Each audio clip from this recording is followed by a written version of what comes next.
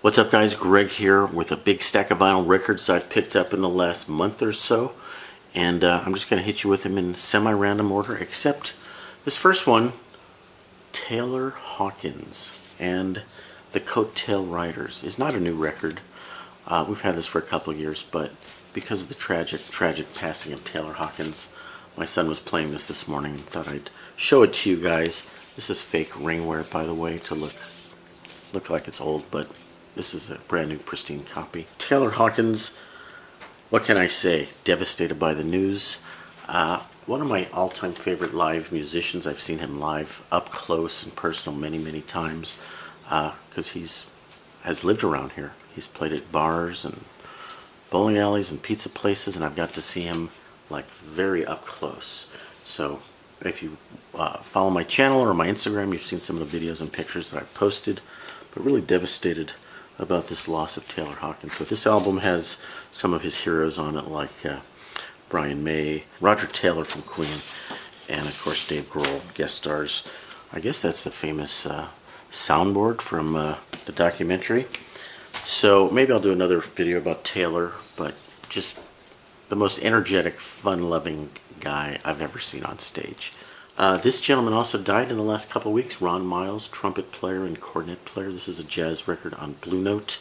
Just came out in the last couple of years. Rainbow Sign with Brian Blade and Bill Frisell. I just started to get into this guy and just started to like him, and then he dies of cancer, some rare blood cancer, but beautiful record, beautiful packaging. Death, that's not really a fun topic. A couple different stacks of stuff here to show you. Let's see. I participated in an auction online. I think this one came from the vinyl archivist, Frank Zappa Hot Rats. Never had a copy of this. This is like the record to get. If you don't have any Frank Zappa records, this is a good starter. It's like one of his, top 4 or 5 records. Early in his career, I think 1970, Peaches and Regalia, very famous song. Is that Carrot Top? I don't think so. Also famous because it contains Mr. Captain Beefheart himself. Can I get that on screen? Beautiful gatefold cover. Old beat up, possibly original gatefold, but album is clean. Sounds good. Got a great deal on it. Chick Corea Sundance. This is kind of free jazz, which I'm getting more and more into. The noisy stuff. Hubert Laws on flute. Not a huge fan, but he's good. Jack DeJohnette, one of my favorite drummers. Dave Holland, I'm getting very deep into Dave Holland. Amazing bass player on a lot of really cool free jazz records. I don't know this label. I'm in to look up Groove Merchant. And that was from Mr. The Waxed. And a little bit of a scratch on here I wasn't expecting, Mr. Waxed. But and I did have a little meetup with our friend Rob of The Waxed yesterday to exchange pleasantries and records and whatnot. And I also had bought this record at his auction, and he was kind enough to call me out and say only Greg buys crappy records like this. Well, I was somewhat familiar with bagpipes for jazz. This is Rufus Harley, the best known jazz bagpiper in all history. This is a Rhino Records reprint, originally 1966 reissue, I should say. And he did a handful of albums. 60s and maybe 70s. Why is a black dude wearing Scottish regalia and playing the bagpipes? Well, he decided he liked the bagpipes because he saw them play and was emotionally moved by them at a very emotionally moving ceremony. That's right, the funeral procession of John Kennedy, killed in 1963, and they had the Scottish Rite bagpipe thing going. Did Rufus just fall in love with the sound of the bagpipes, or was he just moved by the whole event? Don't know. Hard to unwind those two. Anyway, I gave it a listen, and I was disappointed that there's not more bagpipe.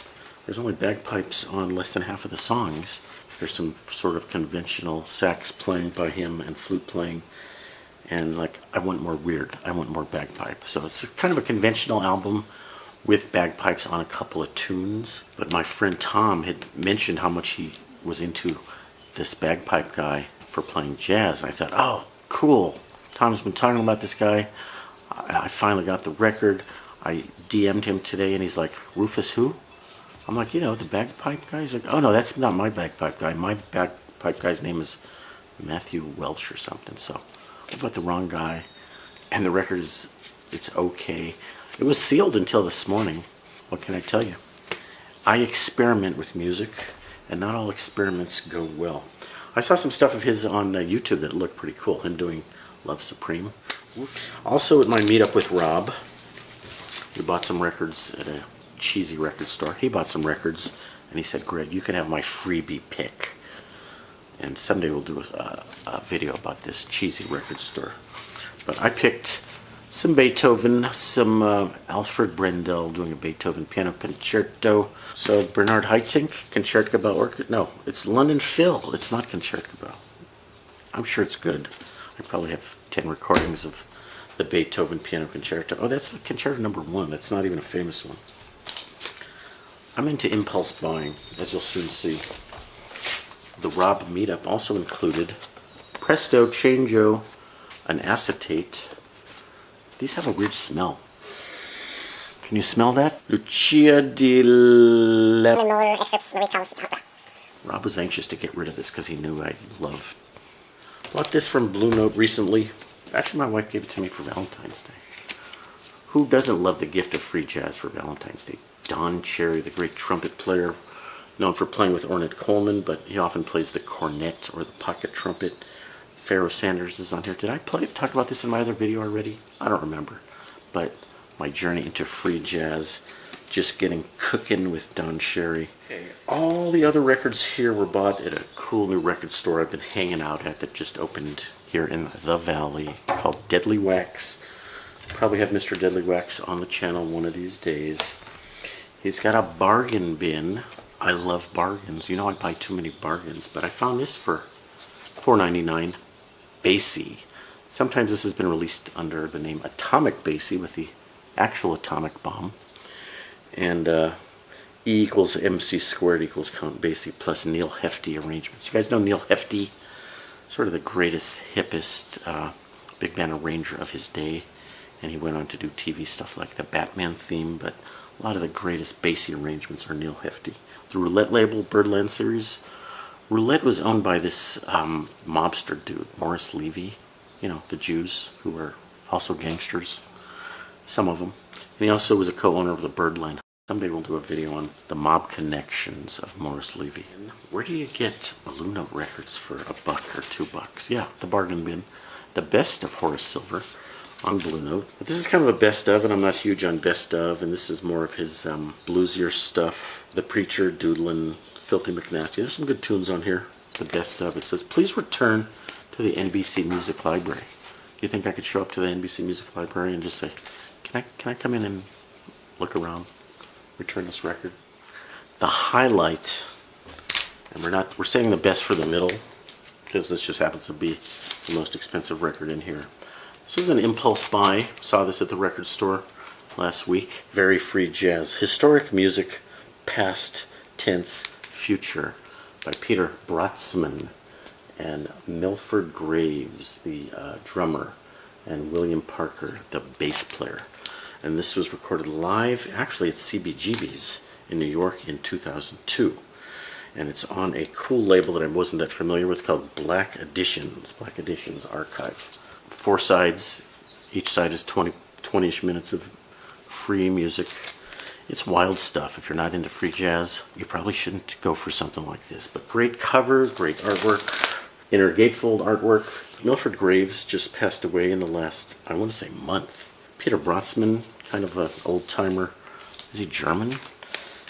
Big on the free jazz scene for decades and decades. You may have seen my Instagram post where Jimmy Kimmel made fun of Peter Brotzman and making fun of the whole free jazz thing as being noise. So Jimmy Kimmel's kind of an idiot, if you ask me. Kimmel. Also in the bargain bin, this is an album really doesn't belong in the bargain bin. Charlie Hayden, duets, the bass player from the Ornette Coleman group and other stuff. Ornette Coleman's on here. This is Charlie Hayden doing duets with 4 different musicians, all huge people. Archie Shepp, the sax player. Hampton Hawes, piano player, not that well known compared to some of these other people. Ornette Coleman himself, but Ornette plays trumpet on here, not sax. And Don Cherry, again, more Don Cherry. This is on the Horizon label, which was kind of a weird imprint on A&M, that they did a bunch of kind of interesting artsy records, all with kind of the same art approach. I forgot the name of this guy. This guy's a very famous artist who you would recognize his stuff. But they do a lot of interesting work on the liner notes. It's got music score stuff that I can't read, and articles. So this record is called The Golden Number. Do you guys know what the golden number is? More popularly called the golden ratio. An aesthetically pleasing ratio of numbers that's used in art and nature and architecture and music. So why was this priced at $3.99 when the record's in great condition? Well, the fact that somebody took a chunk out of it trying to remove an old price sticker cut its value by about a third. This could certainly be a $15 or $20 record, but and it's a promo. Don't rip your labels off like you're some kind of a freaking wild hyena. Okay, use the method with a lighter fluid and be gentle.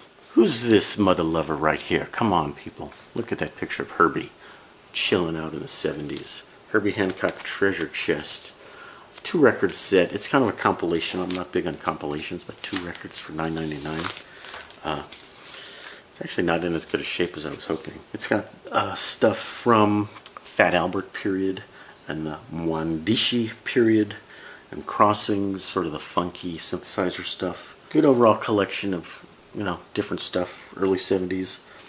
I like to buy cheap records and then come home and complain that they're all scratched up. What if you bought nice records that weren't scratched up? Well, everyone does that.